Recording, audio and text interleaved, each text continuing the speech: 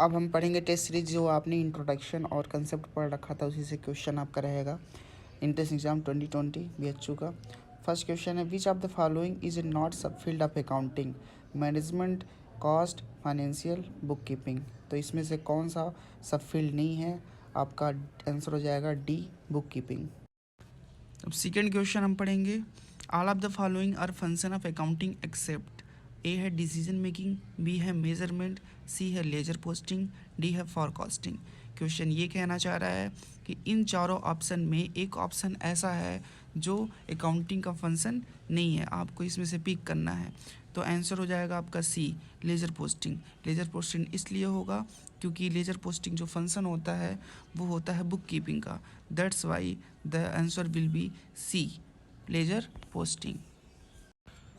अब हम देखेंगे third question, financial statement are part of. A है अकाउंटिंग, बी है बुक कीपिंग, सी है मैनेजमेंट अकाउंटिंग, डी है none of the above.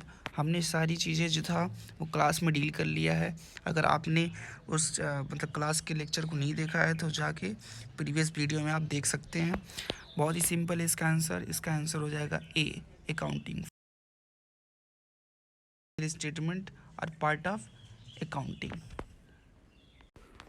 Fourth question है, financial position of business is ascertained on the basis of. Financial position को हम किस basis पे ascertain कर सकते हैं अपने बिजनेस में?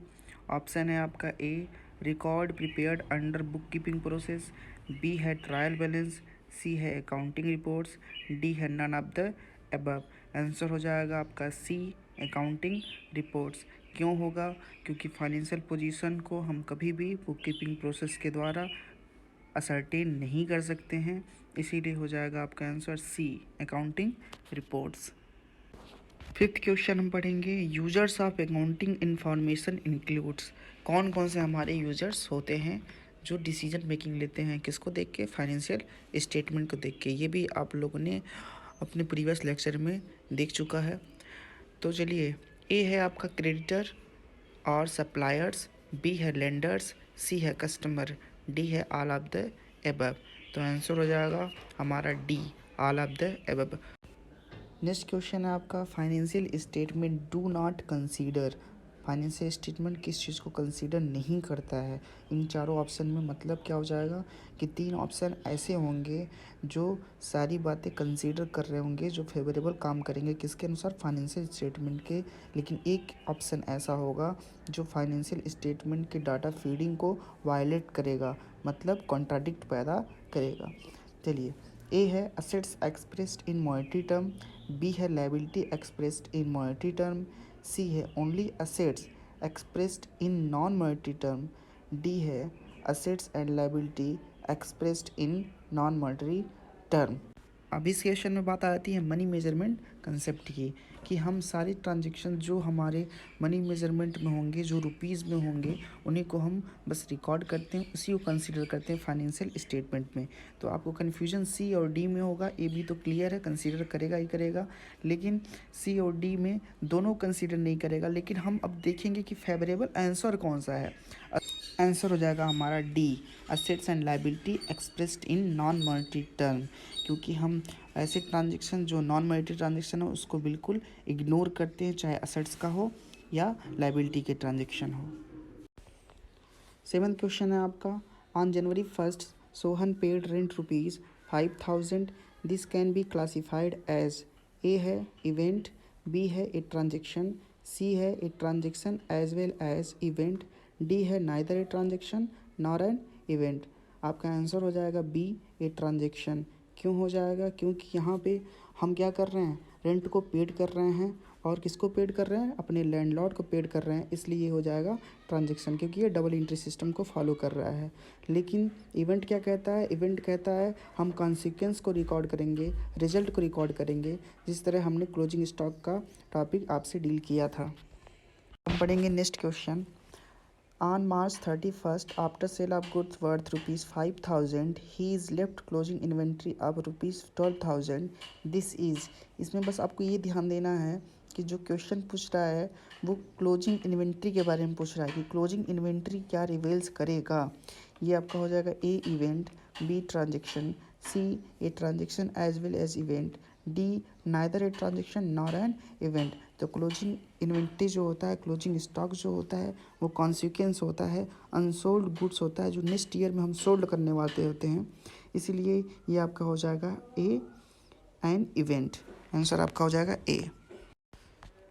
नेक्स्ट क्वेश्चन है आपका 9th, Berlin enterprise follow the WDV method of depreciating machinery year after due to. मतलब ये कहना चाह रहा है कि हम अपने इंटरप्राइज में WDV मेथड इम्प्लीमेंट कर रहे हैं ईयर टू ईयर, किस कंसेप्ट को रिवाइज करता है। ए है कंपिटेबिलिटी, बी है कंजर्वेटिज्म कंसेप्ट, सी है कंसिस्टेंसी कंसेप्ट, डी है मैचिंग कंसेप्ट। सारे कंसेप्ट को हम डील कर चुके हैं। अगर आपने वीडियो को नहीं देखा है तो प्रीवियस में जाके देख सकते हैं, क्योंकि सारे क्वेश्चन इंपॉर्टेंट है। वहाँ पे सारे कंसेप्ट को पॉइंट वाइज डिस्कस कर लिया गया है और हर एक पॉइंट से MCQ बन सकता है, तो वो देख लेंगे तो इसकी ज़रूरत नहीं पड़ेगी। ये तो हम बस प्रैक्टिस करा रहे हैं किस तरह आप एग्ज़ाम में क्वेश्चन करेंगे और किस तरह का एग्ज़ाम में आपको क्वेश्चन देखने को मिलेगा।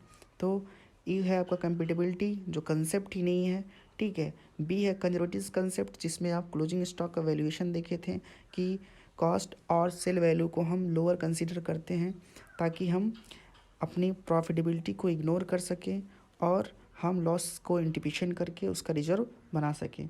इसीलिए आपका आंसर जो हो जाएगा वो सी होगा, कंसिस्टेंसी प्रिंसिपल। क्योंकि हम ये देखना चाहते हैं कि ईयर टू ईयर हम अपने डिप्रिसिएशन को कंपेयर कर सकें और उसी हिसाब से अपने बिजनेस में हम इम्प्लीमेंटेशन कर सकें। तो आंसर हो जाएगा आपका C, consistency principle. Next question है आपका the concept of conservatism when applied in balance sheet result in. मतलब जब कंजर्वेटिज्म कंसेप्ट लगता है तो बैलेंस शीट में कौन सी कॉन्सिक्वेंस आते हैं। ए है under statement of assets, B है overstatement of asset, C है overstatement of capital, D है नन ऑफ द एबव। मतलब क्या हुआ, आपने क्या देखा था, जब वैल्यूएशन ऑफ क्लोजिंग स्टॉक करते हैं तो हम कंसीडर किसको करते हैं, लोअर वैल्यू को कंसीडर करते हैं कॉस्ट में और नेट सेल वैल्यू में।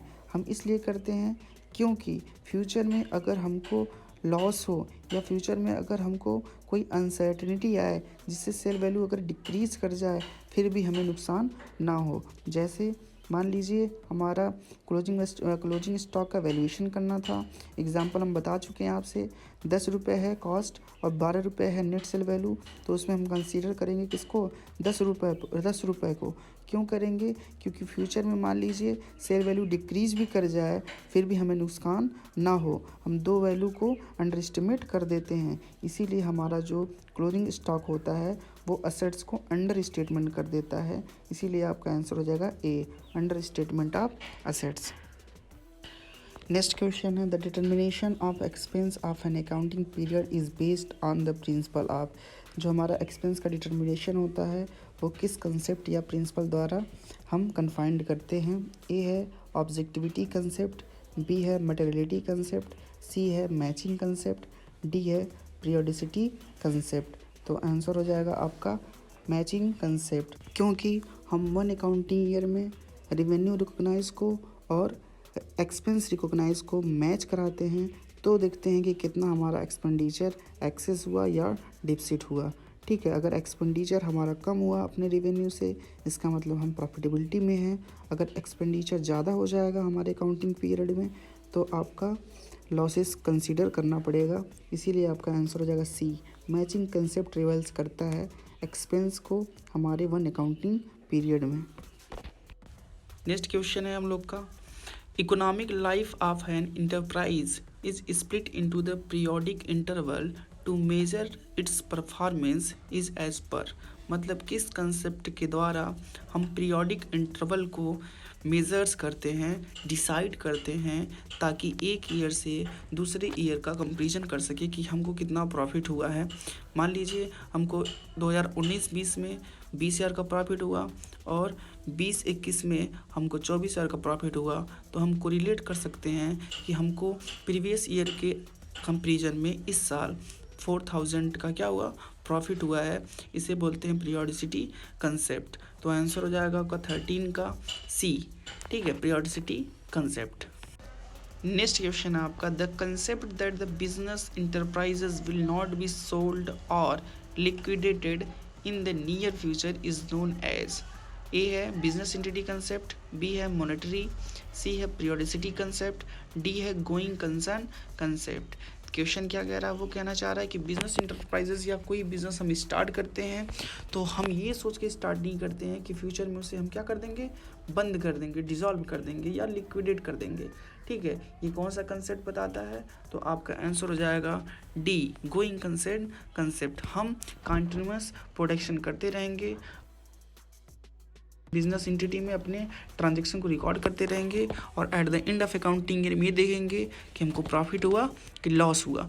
ठीक है, नेक्स्ट क्वेश्चन है आपका डबल एंट्री सिस्टम ओज टू ओरिजिन टू किसने बनाया था। ए है लुकस पेसियोली, बी है एडम स्मिथ, सी है कोहलर, डी है कार्टमैन। ये पुराने टाइम में, जब हम लोग का पुराने टाइम का मतलब कि प्रीवियस ईयर में 2014, 15 या 11 से पहले जो था क्वेश्चन BHU में बहुत बार आता था, इसलिए इस क्वेश्चन को मैंने पुट किया है। ठीक है, और ये हमारे DK गोयल में और हमारे NCERT में भी इसका मतलब हिस्ट्री में आपको देखने को मिल जाएगा कि एक सेक्शन है, तो इसको आप बस ऐसे ही याद कर लीजिएगा डबल एंट्री सिस्टम को किसने बनाया था, तो आपका आंसर हो जाएगा लुकस पेसियोली। लास्ट क्वेश्चन है आपका gross book value of a fixed assets is it's.